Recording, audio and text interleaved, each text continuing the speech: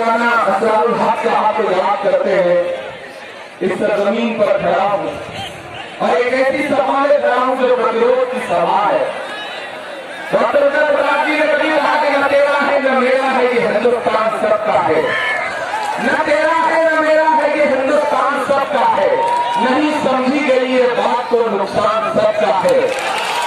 नहीं समझी गई ये बात तो नुकसान सबका है। जो इसमें मिल रही नदियां वो दिखलाई नहीं देती, महासागर बनाने में मगर एहसान सबका है। बनाने में मगर एहसान सबका है। लेकिन जो दिल्ली की गति पर बैठकर दो लोग ऐसे निकल आए हैं जिन्हें अगर एहसान फरामोश कहा जाए तो शायद जाती नहीं होगी। वो पूरा देश से ये कह रहे हैं कि आओ कागज का टुकड़ा लाओ और साबित करो कि तुम इस देश के नागरिक हो या नहीं हो। मैं सलाम करता हूं तेजस्वी यादव साहब को, जिन्होंने पूरे बिहार में नहीं बल्कि पूरे हिंदुस्तान में आवाज बुलंद करी है कानून के खिलाफ। आज मैं इस नियम के साथ वहां पे खड़ा हूं क्योंकि इस समय देश को जरूरत है ऐसे नेताओं की जो इन तानाशाहों की आंख से आंख मिला करके कहते हैं कि हम तुम्हारे काले कानून को नहीं मानते तो नहीं मानते। सीमांचल वालों ये वो जमीन है जहां से उठी हुई सभाएं न सिर्फ पटना हिलाती है बल्कि दिल्ली भी हिलाया करती है। आज हम इसलिए यहाँ आ रहे हैं कि हमारी आंखों ने जामिया में बच्चियों पर बरसती हुई लाठियों को देखा है। मैंने अपनी इन्हीं आंखों से देखा है कि जामिया का एक बच्चा जो आपके समस्तीपुर में रहने वाला था, उसकी आंखें खोला दी अमित शाह साहब ने अपनी पुलिस के डंडों से। मैं समस्तीपुर में था दोस्तों, मुझे पता चला कि उस बच्चे का घर पड़ोस में है। मैं तो अमित शाह साहब से यहाँ खड़ा होकर कहना चाहता हूँ कि अमित शाह साहब हो सकता है इस देश का दलित, इस देश का किसान, इस देश का मजदूर, इस देश का पिछड़ा, इस देश का मुसलमान, इस देश का आदिवासी आपके एजेंडे में फिट ना बैठता हो, आपको पसंद ना हो, लेकिन रिश्तों की ये नाजुक डोरी तोड़ी छोड़ी जाती है। अपनी आंखें दुखती हो तो थोड़ी थोड़ी जाती है। आप बच्चों की आंखें छुड़ा रहे। मैं उत्तर प्रदेश से आया हूँ, 19 लाखें गिनी है हमने, 19 लाखें सीधे सीनों पे गोलियां मारी गई। सिर्फ कसूर इतना था कि बच्चे हाथों में तिरंगा लेकर के निकल आए थे। हुकूमत से ये कह रहे थे कि हम तुम्हारे कानून को नहीं मानते। हमारी आंखों ने कानून देखे हैं। मैं इसके पिछले 31 दिन से कोई रात ऐसी नहीं है जब किसी न किसी शहर में खड़ा होकर के या तो नारे लगा रहा हूँ या तो हुकूमत की आंख से आंख मिला करके कह रहा हूँ कि जो कहते हैं इस आंधी में पर्दा तोड़ा जाएगा, जो इस बात पर खुश है हमसे लड़ना खोला जाएगा, उनसे कहो हम तूफानों से डरने वाले लोग नहीं, कातिल को मरते दम तक कातिल भी बोला जाएगा।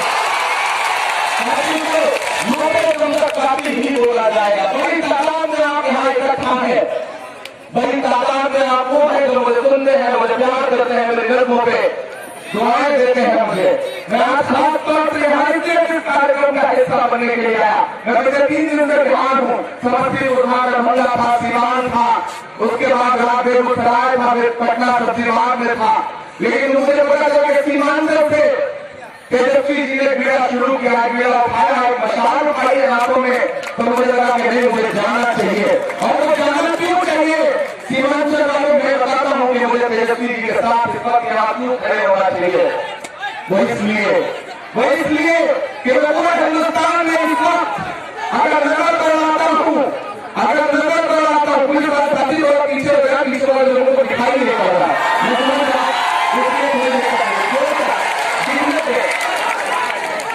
साथी पीछे लोग बड़े बेदार हो गए हैं। ये सीधे संवाद करना चाहते हैं, सीधे देखना चाहते हैं, लाइन जहाँ पे इकट्ठा है उनका हाथ भी बनता है। मैं यहाँ क्यों खड़ा हूँ सीमांचल वालों?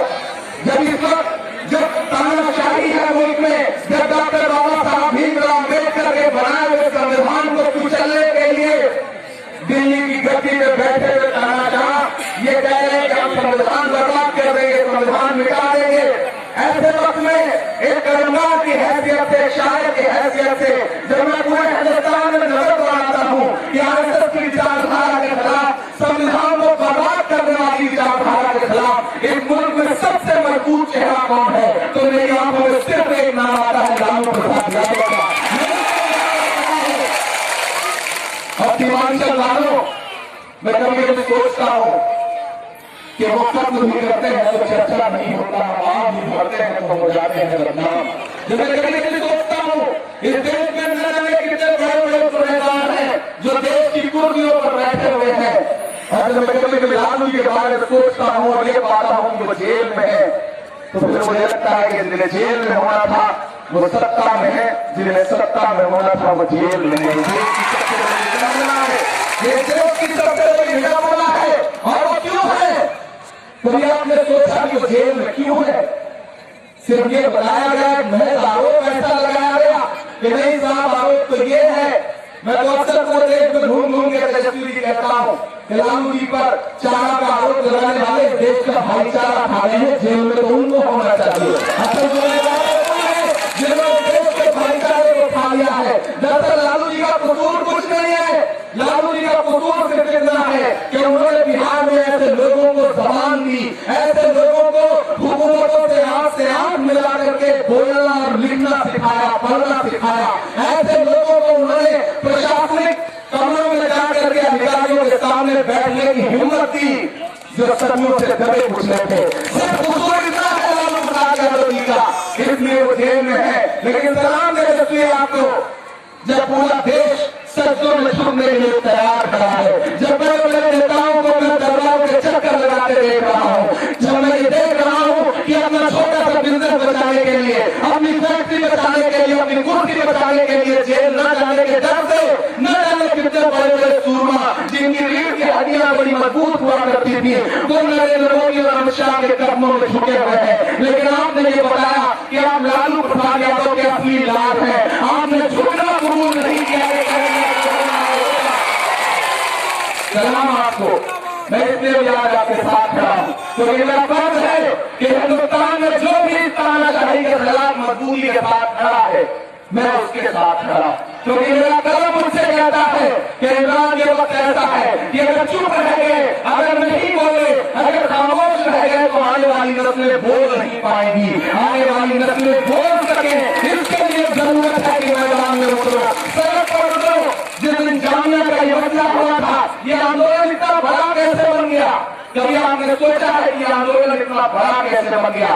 आज हिंदुस्तान का हर शहर आंदोलन का स्थल है, हर शहर शाहीन बाग बना हुआ है। मैं कई बार शाहीन बाग की उन माओं से मिल के आया हूँ जो रात के 2 बजे, 3 बजे, 4 डिग्री, 5 डिग्री टेम्परेचर में बैठ करके मोदी साहब से कह रही है कि हम तुम्हारे कानून को नहीं मानते। और मैं तो छाती ठोक के नरेंद्र मोदी साहब से कह रहा हूँ कि नरेंद्र मोदी साहब सदन में जमा 3 तलाक और कानून बनाने के लिए कह रहे थे कि मुझे मुस्लिम बहनों की बड़ी चिंता है, मैं मुस्लिम बहनों की बड़ी फिक्र करता हूँ। अगर सच में तुम्हें मुस्लिम बहनों की चिंता है तो किसी दिन वक्त निकालो, चलेगा शाहीन बाग, तुम्हारी मुस्लिम बहनें तुम्हारा इंतजार कर रही है।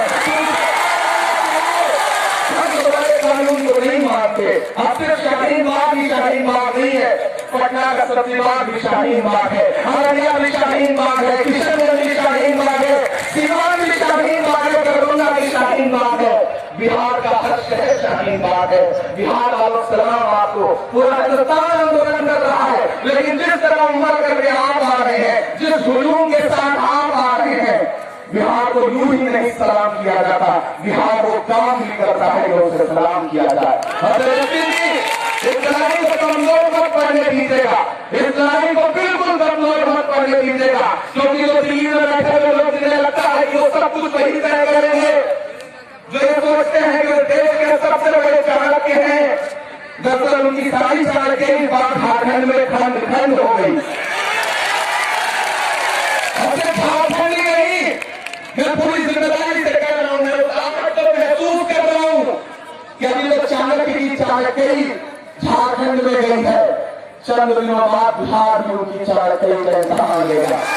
हमने समझ की है कि बिहार भी नहीं रहेगा उनके हाथ में, नहीं रहेगा ना, बिहार नहीं रहेगा उनके हाथ में।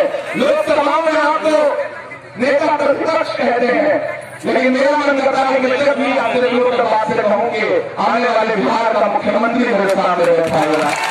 मेरे उम्मीद के साथ आपके पास बैठा हूं क्योंकि आपके दिल में देश के पिछड़ों के लिए जो दर्द है, इस देश में अल्पसंख्यकों के लिए जो आप आवाज बुलंद करते हैं, दलितों के लिए जो आवाज उठाते हैं, दरअसल ये लड़ाई ये जो कानून को बर्बाद करने की साजिशें हैं संविधान को, ये महज मुसलमानों के खिलाफ नहीं, मीडिया ये प्रोपेगेंडा रचनाएगी नहीं, ये मुसलमानों के खिलाफ है। नहीं, इस बार उनके निशाने में मुसलमान नहीं है, मैं इसलिए यहाँ नहीं आया हूँ कि लड़ाई मुसलमानों की है, बिल्कुल महज मुसलमानों की लड़ाई नहीं है। फिरौन की है, नमरूद की है, फिरौन की है, नमरूद की है, फूलों से जंग बारूद की है। इस बात को डरना नामुमकिन, इस बात को बात मौजूद की है।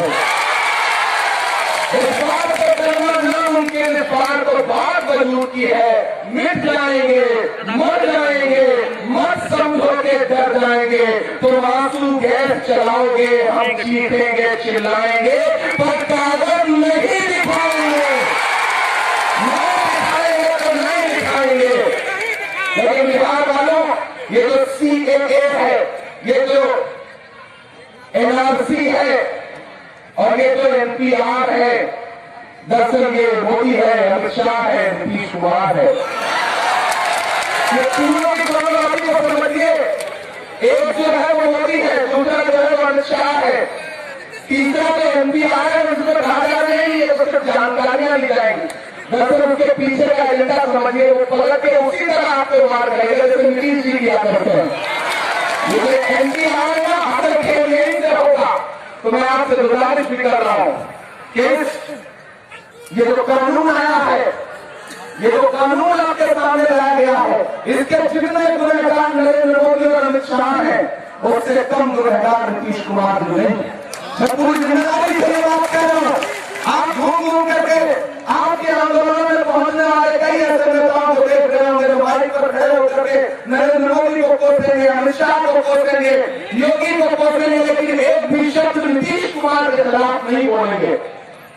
जबकि मैं मानता हूं कि अगर नीतीश कुमार जी जो कभी बड़ी बड़ी बातें कर रहे थे धर्मनिरपेक्षता के भारत के संविधान को बचाने की, जब राजद की बैसाखी पर खड़े होकर के यहाँ के मुख्यमंत्री थे, तब तक वो कुछ और ही सेकुलरिज्म की बातें करते थे।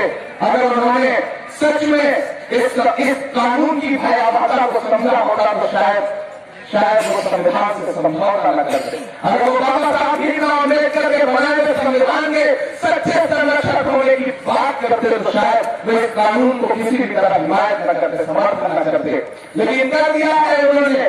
ठीक है, देखेंगे, लाजिम है कि हम भी देखेंगे। ऐसा बताएगा कि बिहार हिसाब लेगा, बिहार मोदी से भी हिसाब लेगा, बिहार अमित शाह से भी हिसाब लेगा, बिहार नीतीश कुमार से भी हिसाब लेगा। मुझे पूरा यकीन है, क्योंकि लड़ाई के मुसलमानों की है ही नहीं।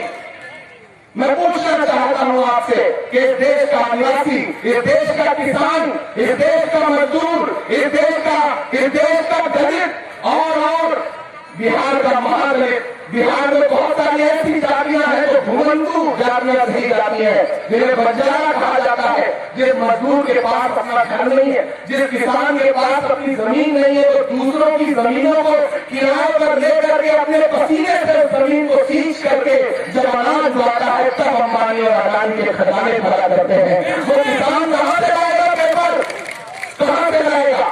मैं बिहार में खड़ा हूं, पड़ोस में झारखंड में रघुवर दास मुख्यमंत्री हुआ करते थे। एक महिला थी गरीब जिसका नाम संतोषी था, वो राशन लेके गई, उसे राशन इसलिए नहीं दिया गया क्योंकि उसके पास आधार कार्ड नहीं था, आधार कार्ड लिंक नहीं था, उसे राशन नहीं मिला, वो भूख से भाग भाग कहते हुए मर गई। जिस देश में कागज न होने की वजह से संतोषी जो है वो भूखी मर जाए, उस देश में नरेंद्र मोदी चाहते हैं कि आप नागरिकता का प्रमाण पत्र दो। कभी कभी मैं सोचता हूं इस सरकार को जरा सी भी लोगों से हमदर्दी नहीं है। इस सरकार के दिल में कभी कोई इंसानियत जैसी बात नहीं आती है। ना आधार कार्ड मानेंगे, ना पैन कार्ड मानेंगे, ना वोटर ID मानेंगे। तो क्या भैया ये सारे कागज आपने जियो का सिम खरीदने के लिए बनाया है? हमने नागरिकता प्रमाणित करने के लिए काफी नहीं है। जिस वोटर ID से आपने लाइनों में लग करके भारत की सरकार चुनी, अब भारत की सरकार कहती है कि नहीं वोटर ID नागरिकता प्रमाणित करने के लिए काफी नहीं है। अगर वोटर ID हमारी नागरिकता प्रमाणित करने के लिए काफी नहीं है, आप हमें नागरिक मानने से इंकार करते हैं, तो नरेंद्र मोदी और अमित शाह साहब हम ही आपको सरकार मानने से इंकार करते हैं। अभी आप ये सोच रहे हैं कि जो घोड़ा निकला है आपका विजयी, इसकी लगाम को नहीं थाम पाएगा। अरे ये बिहार है, यहाँ अडवाणी का भी घोड़ा निकला था समस्तीपुर में, लालू जी ने उसकी भी लगाम थाम ली थी। कितने घोड़ों के रथ यहाँ आकर के रुक जाया करते हैं। आप सोचते हैं कि लालू जी को जेल भेज दिया है तो तेजस्वी अकेले पड़ गए, नहीं। कैंची से चरागों की लड़े काटने वालों, कैंची से चरागों की लड़े काटने वालों, कुदरत के करिश्मों से लड़ोगे तो मरोगे। तुम फूल को चुटकी में मसल सकते हो लेकिन खुशबू को बिखरने से नहीं रोक सकते, बिखरने से नहीं रोक सकोगे। सीमांचल वालों, आज मैं आपसे इसलिए गुफ्तगू करने आया हूँ, इसलिए बातचीत करने आया हूँ। जिस दिन से इंसिडेंट हुआ, ये आंदोलन दरअसल सिर्फ हमारा आंदोलन नहीं है, ये आंदोलन इस वक्त हिंदुस्तान की माओं का आंदोलन है, बहनों का आंदोलन। मैं आपको बताऊं ये आंदोलन इतना बड़ा कैसे बना। जिस दिन जामिया की निहाती बच्चियों को लाठियां बरसी थी, मैं एम्स जा रहा था एक बच्चे को देखने के लिए। मेरी माँ गाँव में रहती है, बड़ी सीधी शादी है, उन्होंने मुझे फोन किया, बोले टीवी देखा। मैंने कहा अम्मी क्या हुआ? उन्होंने कहा टीवी देखो, अमित शाह की पुलिस जो है वो निहत्थी लड़कियों पे लाठी बरसा रही है। अगर तुम्हारे अंदर का खून न ठंडा हुआ तो जाओ उन बच्चों के साथ खड़े हो जाओ। ये वक्त बच्चों के साथ खड़े होने का है। जब गांव की सीधी सादी महिलाओं में ये बात जग जाए तो बस आप ये समझ लीजिए कि आंदोलन बहुत बड़ा बन चुका है। आप अमित शाह के बाद नरेंद्र मोदी के बाद आपके हाथों में अगर कंकर है तो उसका जवाब लाठियां है, गोलियां है। अगर आपके हाथों में झंडा है तो उसका जवाब उनके पास पुलिस की लाठियां हैं। लेकिन शाहीन बाग में 90 साल की 2 डिग्री टेम्परेचर में बैठी हुई अस्मा खातून की बातों का कोई जवाब नहीं है। ये सरकार हारेगी, इस सरकार को झुकना पड़ेगा, इस सरकार को अपना ये कानून वापस लेना पड़ेगा। अमित शाह साहब कह रहे हैं कि हम 1 इंच पीछे हटने को तैयार नहीं है, तो मैं तेजस्वी यादव के कंधे पे कंधा मिला के कह रहा हूं कि अमित शाह अगर 1 इंच पीछे हटने को तैयार नहीं है तो हम भी आधा इंच पीछे हटने को तैयार नहीं है। हम इस लड़ाई को लड़ेंगे, इस लड़ाई को और आगे ले जाएंगे। हम देखते हैं, आप अपने हथियार आजमाइए, आप अपने ताकत आजमाइए, आप अपना कानून आजमाइए, हम अपना हौसला आजमाएंगे, अपना जुनून आजमाएंगे और देखेंगे कि जीत किसकी होती है। मुझे पूरा यकीन है कि हम जीतेंगे इस लड़ाई को, वो इसलिए क्योंकि आप हमारे साथ खड़े हैं, आप बेदार हैं। आपकी इस बेदारी को सलाम करता हूँ। मैं मुसलसल शहर जा रहा हूँ, कल किसी और शहर रहूंगा, परसों किसी और शहर रहूंगा, वो इसलिए क्योंकि लहरों से लड़ा करता हूँ दरिया में उतर कर। साहिल पे खड़े होकर मैं साजिश नहीं करता, वो जिससे पसीने की महक आती नहीं है वो खून मेरे जिस्म में गर्दिश नहीं करता, वो खून मेरे जिस्म में गर्दिश नहीं करता।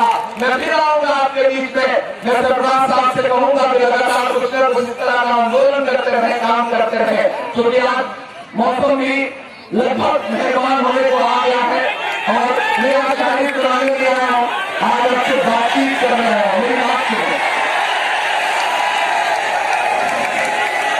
ठीक है, मैं एक मिनट सुना रहा हूं। वो ये कह रहे हैं, हाँ तो नारा आप लगा रहे हो तो मेरी जान मिल रहे हैं। मैं तो लगातार नारे लगा के रहा हूँ पूरे हिंदुस्तान में, घूम रहा हूँ नारे लगाते हुए। वो ये कह रहे हैं साहब हम नहीं मारेंगे, वो पाकिस्तान, बांग्लादेश, अफगानिस्तान में धार्मिक अल्पसंख्यकों को हिंदुस्तान में लाके बताना चाहते। बताइए, ये देश बहुत महान है, ये देश वसुधैव कुटुंबकम के नारे लगाने वाला देश है। स्वागत है, सिर्फ पाकिस्तान, बांग्लादेश और अफगानिस्तान में क्यों, पूरी दुनिया में जहाँ कहीं जुल्म हो रहा हो हम अपना सीना खोल करके खड़े हैं। लाइए, मेहमानों की मेहमान नवाजी तो हमारे ईमान का हिस्सा है। आप किसी को भी लाइए,